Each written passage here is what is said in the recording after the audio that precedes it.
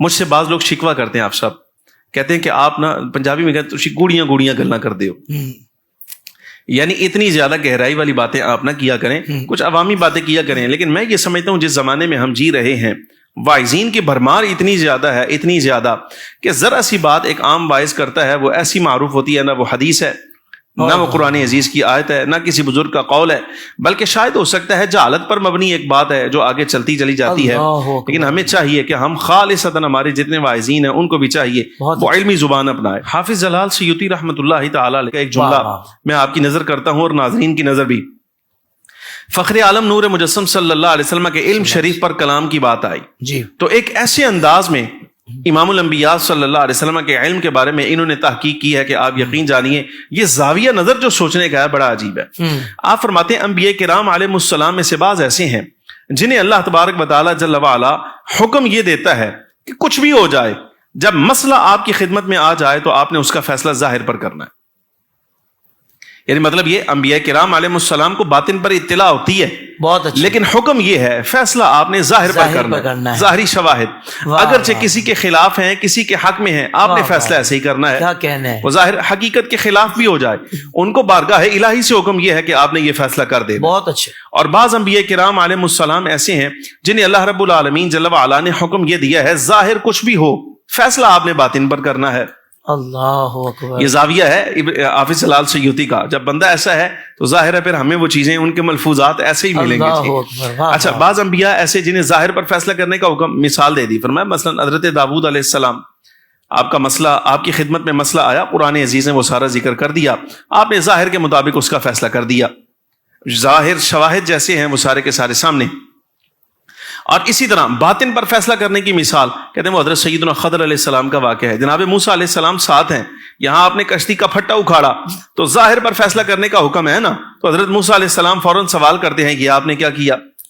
حضرت موسیٰ علیہ السلام کی لا علمی نہیں، لیکن چونکہ ان کو حکم یہ ہے کہ فیصلہ آپ نے ظاہر پر کرنا ہے. بہت اچھے. حضرت خضر علیہ السلام کو حکم یہ ہے کہ فیصلہ آپ نے باطن پر کرنا ہے. وہ اگلی نظر جو ہے نا وہ دیکھ رہے، اس سے پھٹا اکھاڑ دیا آپ نے، یعنی وہ ایک تختہ اس کا اکھاڑ دیا. بعد میں بچے کی گردن میں روڑی، وہ بچہ مار دیا، قصور اس کا تھا کوئی نہیں. یعنی جن وجوہات کی بنا پر کسی کا دم، کسی کا خون جائز ہوتا ہے ریاست کے لیے، تو اس کو وہ سارے اسباب پائے جانے کے بغیر ہی جس وقت آپ نے اس بچے کی گردن ماری تو حضرت موسیٰ علیہ السلام نے اعتراض کیا. قرآن شریف بیان کرتا ہے حضرت خضر علیہ السلام نے، آپ نے جب اس کا جواب دیا تو آپ نے باطن کا جواب دیا ہے کہ ابھی اس نے آگے بڑھنا تھا اور اس نے یہ کفر کر دینا تھا، یہ سارے معاملات ہونے تھے، لیکن فیصلہ آپ نے پہلے کر دیا. جملہ فرماتے ہیں یہ انبیاء کرام علیہ السلام سابقین کی تقسیم ہے کہ کچھ کو ظاہر پر فیصلہ کرنے کا حکم ہے، کچھ کو باطن پر فیصلہ کرنے کا حکم.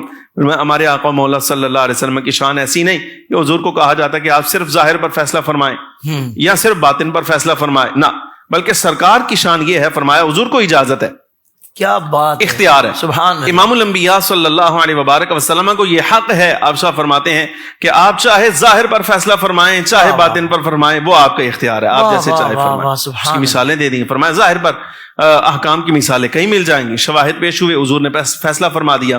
لیکن باطن پر فیصلے کی مثال بھی آپ پیش کرتے ہیں. فرمایا مولا حضرت سیدنا صدیق اکبر رضی اللہ تعالیٰ عنہ حاضر ہوئے، یا رسول اللہ میں ابھی آ رہا تھا تو فلان جگہ پر میں نے ایک بندے کو دیکھا ہے، بڑا خوش عقیدہ، بڑا خوش نمازی، نماز ایسی پڑھ رہا تھا کہ حضور آج تک ایسا بندہ نہیں دیکھا. فرمایا صدیق جاؤ اس کی گردن مار دو، جاؤ اس کی گردن مار دو. اللہ. آپ گئے، نماز پڑھ رہا تھا، واپس آ گئے، عرض کہ یا رسول اللہ نماز پڑھ رہا تھا، ہمت نہیں ہوئی کہ اس کی گردن مار دیتا. فرمایا عمر تم جاؤ اور اس کی گردن مار دو. گئے، جا کر دیکھا، عرض کہ یا رسول اللہ نماز پڑھ رہا تھا، گردن کیسے مار دیتا. مولا علی سے فرمایا گردن مارے بغیر واپس نہیں آنا، یہ حکم دے دیا. حضرت مولا علی شیر خدا رضی اللہ تعالیٰ عنہ گئے اور ارادہ یہ ہے کہ گردن مار کر ہی واپس آنا ہے، اس کے بغیر نہیں آنا. جب وہاں گئے تو بندہ ملا نہیں، واپس آئے تو عرض کہ یا رسول اللہ بندہ نہیں ملا. بڑی معروف حدیث. لیکن حضور معاجرہ کیا ہے؟ نمازی آدمی ہے، نمازیں پڑھ رہا ہے. فرمایا یہ اگرچہ نمازیں پڑھ رہا ہے، باطن پر فیصلہ. فرمایا ان قریب اس کی پشت سے ایسے لوگ ظاہر ہوں گے کہ جو قرآن تو پڑھیں گے لیکن ان کے حلق سے نیچے نہیں اترے گا، دین سے ایسے نکل جائیں گے جیسے تیر کمان سے نکل جاتا ہے. وہ ساری چیزیں امام الانبیاء صلی اللہ علیہ وسلم نے جو خوارج کی تھیں وہ بیان فرمائی. یہ ان کا سرغنا تھا، غیب جاننے والے نبی نے سب بتا دیا. بالکل ایسے ہی، بالکل. یہ باطن پر فیصلہ کہ ابھی قصور صادر نہیں ہوا لیکن امام الانبیاء صلی اللہ علیہ وسلم نے اس کا فیصلہ واہ پہلے ہی واہ فرما دیا. سبحان یہ آپ کے ملفوظات میں سے ہے, یعنی یہ آپ کی تحقیق ہے.